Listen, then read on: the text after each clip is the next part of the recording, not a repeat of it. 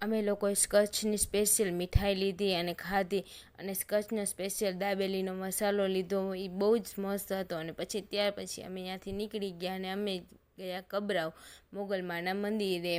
અને આ છે કબરાવ મોગલમાનું મંદિર. ત્યાં બહુ જ આપણે શાંતિ અનુભવી શકીએ, આમ અલગ જ લાગે. માતાજીને આપણે દર્શન કરીને તો આમ એટલું મન શાંત થઈ જાય ને, આપણે એમ થાય કે અહીંયા એક ધારું માતાજીની સામે જ જોતા રહી. કારણ કે એ તમે જુઓ ને તો તમને એમ થાય કે તમે અલગ જ આમ જોઈ રહ્યા છો સ્વરૂપ, આપણે અલગ જ લાગે. અને ત્યાં માતાજી વડમાંથી પ્રગટ થયા છે, એ આખા અદ્ભુત જ દર્શન તમે કરો ત્યાંના. અને ત્યાં અંદર ફોટોગ્રાફી અલાઉડ નથી. ત્યાંના મંદિરને બહારના સીન છે.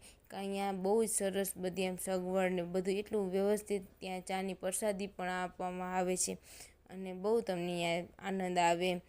અમને તો બહુ જ આનંદ આવ્યો માતાજીના દર્શન કરીને. અને ત્યાં અમે કબરામાં પાણીપુરી ખાધી, અને પાણીપુરી ખાઈને અમે અમારા બ્લોગને અહીંયા જ વિરામ આપીએ છીએ. તમને મારો બ્લોગ કેવો લાગ્યો, મિની બ્લોગ, તો લાઈક શેર સબસ્ક્રાઈબ કરીને જણાવજો.